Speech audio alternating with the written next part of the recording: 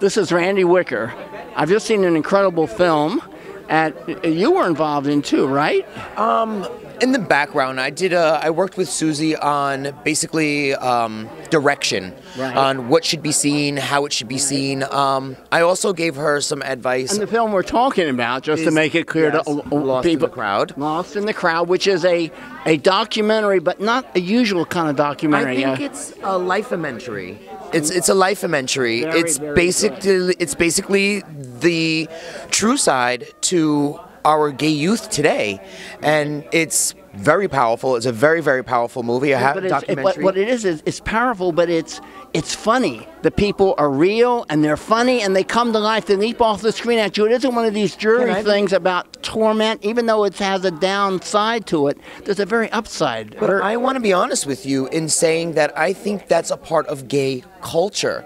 We make and try to find light in all the trouble we find in our lives. And make lemonade out of the lemons. You have to, you know, because most of our lives we're searching for who we are. Again, I tell this, the relationship that I have with my mother, I'm blessed to have. But the one thing that she made very clear to me when I came out of the closet was this was going to be something that both of us had to do together because parents are not taught how to raise gay children. Right. And I think that's where the big problem is how do you first teach the parent how to raise a gay child? Yeah, but I want to get, that's very good, but I want to focus on one thing in the film. Correct. The film went into the ballroom scene. Yes, it did. And you're involved. Tell me who you are and what you do for a living and how you're involved in the ballroom scene and just a real quick rundown on that. Well, my name is Benny Ninja. I am the father of the House of Ninja, which was passed on to me from Mother Willie Ninja. He died, I gather. Yes, he did. He passed away in 2006. We lost an amazing light in life, but I really don't like to say he died. I say he graduated because he really did move on. And so the House of Ninja is a ballroom. It is a ballroom culture. It is a ballroom house. It's a ballroom family. They all talked about it being the closest thing to a family. It's what they had instead of the family they used to have. Or well, they would have. you know why that is that's because there is a mother, there is a father, and most of our families, we don't get to choose. This is the one family you do get to choose. You get to choose the people you hang out with. You get to choose the people you fall in love with and that you want to be in your inner circle because as we've already seen in the movie, there are close family members that you didn't ask to be a part of that don't care about you. Okay, now, the House of Ninja is actually something that's become somewhat famous and even commercially. International. We are now international. We started in the ballroom, but as the movie will let you know, that it's not the end-all, be-all. And she made the point, very good thing. She said, after the ball, what do you do? The queens go and they spend all their money on a ball. When the ball's over, whether you go back to work in the streets. No. He showed them how to walk the runway, how to do things that get a real job to do something with their lives, and that's what you were continuing to do. You're teaching. Tell me what you teach these kids to do. I teach these kids the truth about life. I teach them sex, drugs, and rock and roll. Stay off the streets. Go to school. Become something because you will always have you will always have an outlet with an education. Now, not always is it true, but an education is a lot better than not having anything.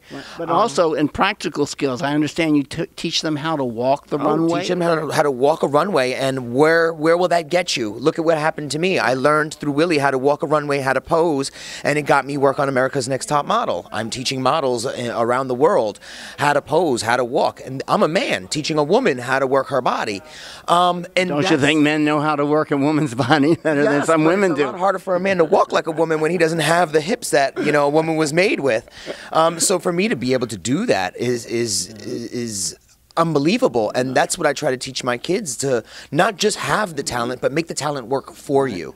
And to do something with it. Allow people to be touched by what it is you do. Allow people to grow and learn from what it is you do. And I've been blessed. So how many people are you employ, or how many people earn a living through the enterprise of the House of Ninja? Well, currently right now in New York, we are 13 strong. We had 34, but we are now down to 13. And I guess you have to weed out the ones that want to be cheerleaders and the ones who really want to be performers. And how about those that have moved on to other houses, venues, jobs? I'm a very friendly person, and I always keep in touch with everybody. I have an open heart. How many people do you have? I mean, are there dozens? Well, there's definitely hundreds, because there's not just the House of New York or House of Ninja in New York. There is Chicago. There is Miami. There is Orlando. There is Japan. There is Sweden. There is. And how can people find out about the House of Ninja and the work you do? Legendary House of Ninja. We have a Yahoo account. We have my Facebook, MySpace, Twitter. Facebook. What does Facebook say? What do you go to? Facebook what? What's the Facebook name? Facebook Legendary House of Ninja. Legendary House or just House of Ninja? The Legendary House of Ninja. The Legendary House of Ninja. Remember that, people. It's the legendary House of Ninja. It's not legendary. It's legendary. Has my pronunciation gotten that bad? No. But some people like to say legendary, but it's legendary. Well, listen, I have to run and interview the person who made this incredible film. I look forward to seeing you in the future, and I'll give you my card. We'll keep in touch. I would really appreciate that. I'd like to do you. some more filming and more work with you. I would love that. Covering your stuff. That would be great. Come and document it. I'm a masochist like she is. I'm just not quite as big. I went 7 years working to produce this film, and I can tell you, there's no money to be made in it. There's no future. Maybe a little bit of a reputation, but you just have to. You have to have your heart in it. It's a work of art. Love. It's all about love and sweat and tears and art. It has nothing to do with success in the real world. And a vision. You're absolutely right. And you have to believe in the vision enough so that you are the one who does all the fighting, crying, bloods and tears, because so that people believe in what it is that you're saying. You know, you have to honestly believe in what it is you want to do in order for others to want to follow it and actually stand behind you and say, you know what, I fight for your belief. Well, you know, I think tonight you were part of the most amazing film that I've seen in years, and I really want to congratulate you for whatever you contributed, and I'm sure it's more than you're admitting to the success of this film. And it will always be that way, because I am not here to float or gloat on what I am or what I have. I'm here to share it and let my community know that I'm here for them as well. Well, thank you very much. This has been Randy Wicker reporting from the opening of Lost in the Crowd. Lost in the Crowd. And lost for some words. I'm lost for words. I'm so excited about the film, I couldn't remember the title for a moment. Right here in Greenwich Village, this has been Randy Wicker. Thank you for watching.